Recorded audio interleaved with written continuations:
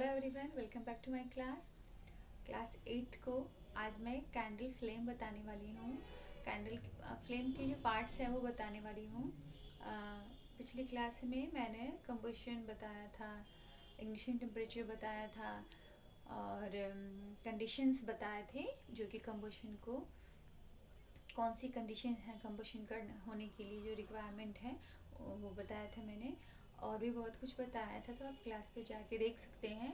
और अभी जो है बोर्ड पे मैंने बनाया है, ऊपर का शायद हिस्सा जो है कुछ हिस्सा विजिबल नहीं हो पाया बट है, तो बुक में भी है। अभी समझने की जो बात है, तो अभी अब फ्लेम को मैं डिस्क्राइब करूँगी, कैलोरीफिक वैल्यू डिस्क्राइब करूँगी और गुड फ्यूल्स के कैरेक्टर्स क्या हैं। Flame calorific value, good fuels के जो कैरेक्टर हैं वो क्या हैं, and the what are the harmful effect of fuels.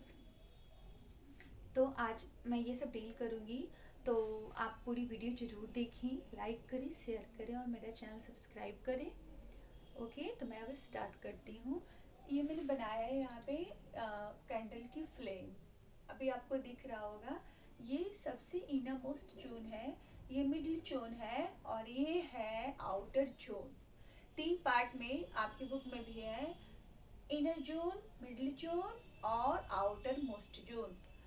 इसमें जो सबसे जो इंटरेस्टिंग बात ये है कि जो इनर है, अब कभी भी आप उसको छू के देखेंगे, फायर जब कभी भी अंगीठियाँ वगैरह जलाते हैं तो या गैस पे ही आप जाके देखें तो क्या है, जो फ्लेम है उसमें क्या है कि जो फायर है उसको आप बाहर से ही छूते हैं तो वो हाथ जलता है, दिखता है ना, विजिबल होता है कि उसके कितने पार्ट्स हैं। और क्या है, जो अंदर वाला जो पार्ट है ये क्या है, ये सबसे कम 3 पार्ट बनाया है, 1 2 3। तो अंदर का जो पार्ट है वो इनर मोस्ट जोन जो है वो इनर मोस्ट है, इट मीन्स कि वो अंदर का है तो वो लिस्ट हॉट है, अंदर का है तो वो लिस्ट हॉट है। इनर मोस्ट जोन जो है वो इनर पार्ट है, तो ऑफ कोर्स ये क्या है, बहुत लिस्ट हॉट है, ये बहुत सबसे कम है, हॉट है। और अब सिंपल सी लॉजिक है, हम यहाँ से चलते हैं, इनर से चलते हैं मिडिल पे, मिडिल से आउटर पे जाते हैं, या ऊपर से नीचे आए या नीचे से ऊपर जाए, दैट इज वेरी सिंपल। तो अब इनर जो पार्ट है, इनर पार्ट जो कैंडल का है, देखिए यहाँ पे विजिबल हो पा रहा है, लाइट इफेक्ट की वजह से थोड़ा सा ये यहाँ पे फर्स्ट है इनर जोन है, मिडिल जोन है, आउटर जोन है। तो इनर जोन कैसा है, इनर मोस्ट जोन कैसा होगा, इनर है ऑफ कोर्स, तो ये कैसा होगा, लिस्ट हॉट होगा। और जो बीच का मिडिल है, तो मिडिल कैसा होगा, मॉडरेट होगा। मॉडरेट मीन्स आप लोगों को पता है, बीच का मतलब पार्शियल, थोड़ा उससे ज़्यादा, किससे, जो इनर मोस्ट जोन है उससे ज़्यादा जो हॉट है वो कौन सा होगा, जो मिडिल जोन है। तो ये क्लियर है कि इनर जोन जो है वो लिस्ट हॉट है, और यहाँ पे और इससे जो ऊपर का पार्ट है, 3 पार्ट बनाया है, जो जिसको मिडिल जोन कहते हैं, वो क्या है, मॉडरेट हॉट है या फिर उससे थोड़ा सा ज़्यादा है। और जो सबसे ऊपर का ये दिख रहा है फ्लेम, वो क्या है, वेरी हॉट है, सबसे ज़्यादा हॉट है। और जिसको यहाँ पे मैंने इस साइड लिखा है, यहाँ पे लिखा है इसको वेरी हॉट, मॉडरेटली हॉट और लिस्ट हॉट। इसके इस तरफ है राइट हैंड साइड पे outer zone of complete combustion, outer zone of complete combustion, and it is the non luminous part. जो outermost zone of complete combustion है, and इसी में सारा डेफिनेशन आ रहा है इसका कि आउटर मोस्ट जोन जो है वो कैसा है, तो वेरी हॉट है।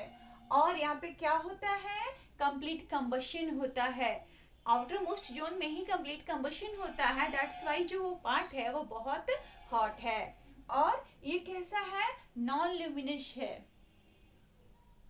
अब जो है कि ये आउटर मोस्ट जोन है, तो यहाँ पे कंप्लीट कंबशन होता है, तो ऑफ कोर्स यहाँ पे हीट एंड एनर्जी प्रोड्यूस होगी, तो कार्बन डाइऑक्साइड में वाटर वेपर यहाँ पे प्रोड्यूस होगा, क्लियर है।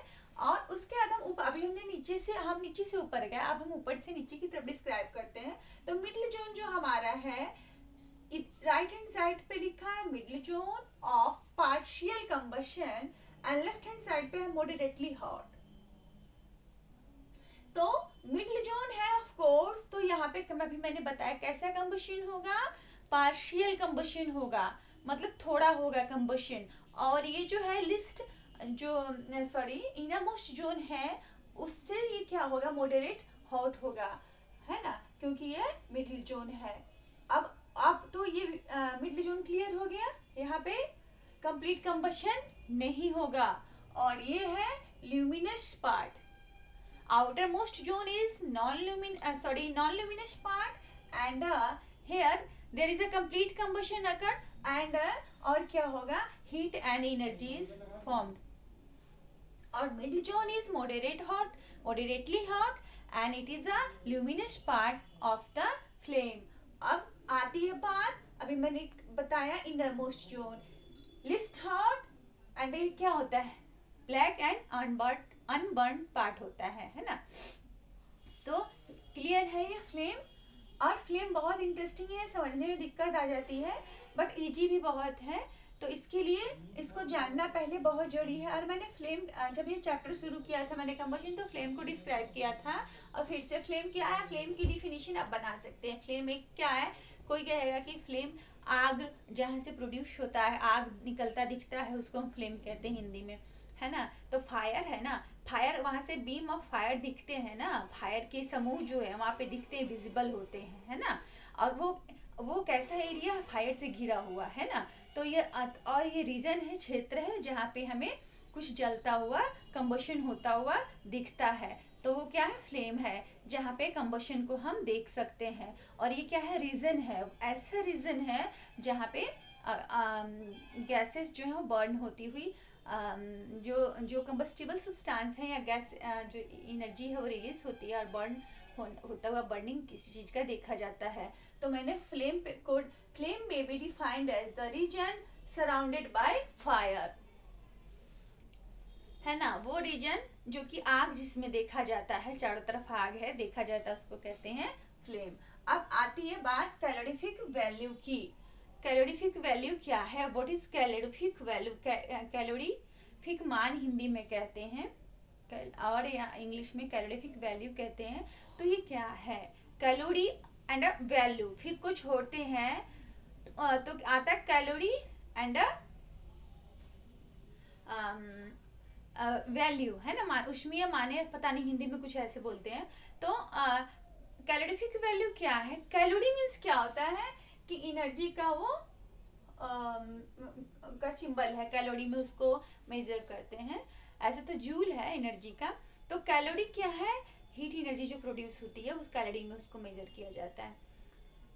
तो अब जब किस कैलोरीफिक वैल्यू, जो 1 किलोग्राम ऑफ सब्सटेंस को हम बर्न करते हैं, कंबस्टिबल सब्सटेंस को, तो उससे जो अमाउंट ऑफ हीट प्रोड्यूस होती है दैट इज कैलोरीफिक वैल्यू, है ना। तो मैंने यहाँ पे लिखा है कि the amount of energy produced by burning of 1 kg of fuel in pure oxygen, कैसा, प्योर, ऑफ कोर्स कंबशन होगा। तो ये लिखना, अगर ना भी लिखे तो सबको क्लियर होना चाहिए कि कंबशन कब होगा, जब वहां पे ऑक्सीजन अवेलेबल होगा।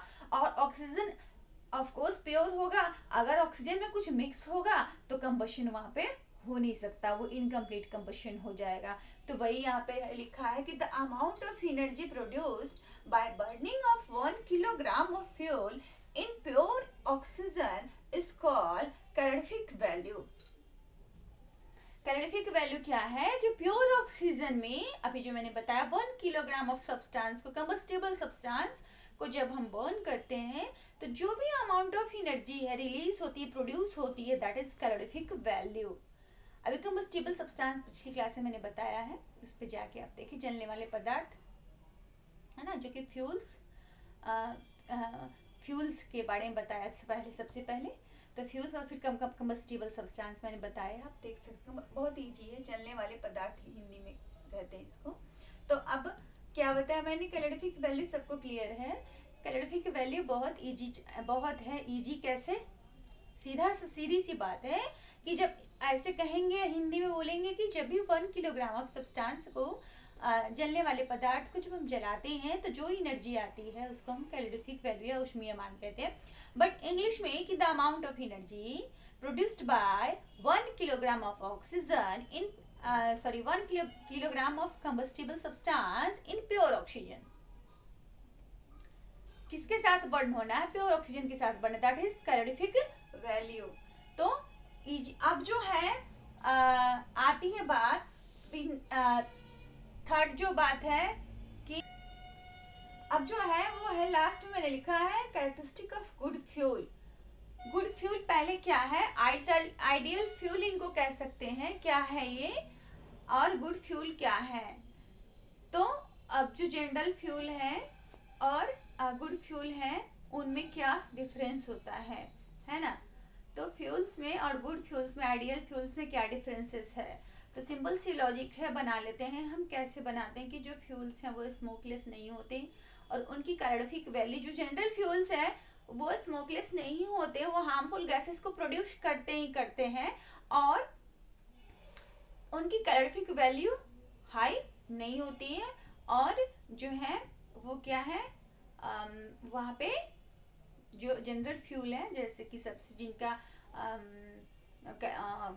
वहाँ पे कंबस्टिबल सब्सटेंस वो वाले जिनमें क्या वहाँ पे कंप्लीट कंबशन नहीं होता, इसीलिए वहाँ पे स्मोक प्रोड्यूस होता है ना? तो ये था. अब कैरेक्टरिस्टिक ऑफ गुड फ्यूल पे आते हैं. तो ये कैसा होगा? सबसे पहली बात है कि इजी टू स्टोर करने में इजी होगा और इजीली अवेलेबल हम कर सकते हैं इसको एंड इजीली ट्रांसपोर्ट कर सकते हैं. और ये स्मोकलेस होगा और क्या यहाँ पे होगा कि हार्मफुल गैसेस यहाँ पे प्रोड्यूस नहीं होगा. और जो मैंने लिखा है मैं पढ़ के बताऊंगी अगर विजिबल नहीं हो पा रहा है तो. और जो यहाँ पे लिखा है easy to store, easily available and easy to transport. पहला था, फर्स्ट है कैरेक्टरिस्टिक ऑफ गुड फ्यूल. जो फर्स्ट है वो इजी टू स्टोर, सेकेंड है इजीली अवेलेबल एंड थर्ड है easily available and easy to transport, and third है having low ignition temperature. Having low ignition temperature, but ignition temperature जो always है वो कैसे होना चाहिए? more than the room temperature. लो तो होना चाहिए बट लो जो रूम टेम्परेचर है उससे लो नहीं होना चाहिए, उससे ऑलवेज क्या होना चाहिए? मोर होना, ज्यादा मोर देन होना चाहिए. तो having low ignition temperature but always more than the room temperature. और जो फोर्थ है वो है स्मोकलेस और विदाउट हार्मफुल गैसेस. स्मोकलेस है और यहाँ पे या फ्यू स्मोक आएंगे या विदाउट हार्मफुल गैसेस, है ना? तो ये है गुड फ्यूल्स. और एक चीज यहाँ पे मैंने शायद नहीं लिखा है कि इनकी जो कैलोरीफिक वैल्यू होती है वो क्या होती है? बहुत हाई होती है. मैंने नहीं लिखा. कैलोरीफिक वैल्यू जो है यहाँ पे क्या होती है? इनकी बहुत हाई होती है गुड फ्यूल्स की. सबसे जो इम्पोर्टेंट जो इनकी कैरेक्टरिस्टिक है, सॉरी यहाँ पे मैंने लिखा नहीं, वो क्या है कि कैलोरीफिक वैल्यू इनकी बहुत हाई होती है. अब तो फिर से रिपीट करूं, कैलोरीफिक वैल्यू हाई होगी और क्या होगा? स्मोकलेस होंगे और हार्मफुल गैसेस को प्रोड्यूस नहीं करेंगे. और क्या होगा? इग्निशन टेम्परेचर लो होगा बट रूम टेम्परेचर से ज्यादा होगा. और क्या होगा? इजी टू स्टोर होंगे और easily available and easy to transport होंगे. तो ये है हमारा कैरेक्टरिस्टिक ऑफ गुड फ्यूल. और पिछली क्लास में मैंने बताया था कि कंडीशन, कौन कौन सी कंडीशन है जो कि बर्निंग के लिए, कंबशन के लिए एसेंशियल है. अब जो एक्सटिंगाइज मैंने डिफाइन किया था, एक्सटिंगाइज करना मीन्स मैंने बताया था कि पुट ऑफ करना. पुट ऑफ करना मतलब कि जो कंबशन जो है उनको पुट ऑफ करना, फायर को क्या करना? सप्लाई ऑफ एयर को रोकना, है ना? तो एक्सटिंगाइज करना मीन्स क्या होता है? बुझाना, अग्नि को, आग को बुझाना, हिंदी में एक्सटिंगाइज करना. तो एक्सटिंगाइज करना मीन्स हुआ कि जो कंडीशंस उधर बर्निंग के लिए था जस्ट अपोजिट उसका जो हो जाएगा यहाँ पे एक्सटिंगाइज के लिए हो जाएगा. तो बर्निंग के लिए जो हमारा फर्स्ट ऑफ ऑल कंडीशन क्या था कि बर्निंग का कि सप्लाई ऑफ एयर होना चाहिए. बर्निंग मैंने कंडीशन बताया था कि there must be supply of air. तो यहाँ पे क्या आ जाएगा? Cut off the supply of air. और वहाँ पे क्या था? There must be combustible substance, combustion के लिए. तो यहाँ पे क्या आएगा? जस्ट अपोजिट क्या आएगा? Remove the combustible substance. Extinguish करने के लिए जो कंडीशंस हैं just opposite to the conditions required for combustion. Combustion की जो कंडीशंस हैं वो जस्ट अपोजिट हो जाती हैं जब, तो उनको कहते हैं एक्सटिंगाइज करना, पुट ऑफ करना। और वहाँ पे क्या था, इग्निशन टेम्परेचर लो करना था, यहाँ पे इग्निशन टेम्परेचर को हाई करना है। ओके, तो ये था एक्सटिंगाइज करना।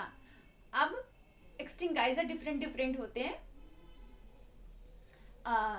तो अब एक कुछ पाउडर बना के उनका क्लोरोफ्लोरोकार्बन ऐसे कुछ बनाया जाता है। और जो आप देखते होंगे हॉस्पिटल वगैरह में जाते हैं तो वहाँ पे देखते होंगे कि सॉरी क्लोरोफ्लोरोकार्बन नहीं, कुछ और है, अभी मैं थोड़ा भूल हो रही हूँ। तो वहाँ पे देखते होंगे कि एक सिलेंडर जैसा रहता है और उसमें वो रखा रहता है, तो वो एक्सटिंगाइज करने के लिए पहले से डाला होता है कि इन कंडीशन कभी ऐसा हुआ तो वहाँ पे हम पहले से तैयार रखते हैं, उनका स्प्रे किया जाता है। और वाटर जो है एक्सटिंगाइज करने का काम करता है। और आपने सुना होगा कि कहीं पे ऐसे आग लग जाती है तो क्या करते हैं, वहाँ पे कंबल डाल देते हैं, है ना, मोटा कुछ का जो कपड़ा है, क्लॉथ है या कंबल है या वुलन क्लॉथ है, कंबल ही मोस्टली कंबल, या उसको डालते हैं, मोटा कपड़ा क्यों डालते हैं कि वहाँ पे जो सप्लाई ऑफ एयर है वो कट ऑफ हो जाता है, उसको बंद करना है। जैसे supply of air cut off हुआ वैसे ही एक्सटिंगाइज हो गया।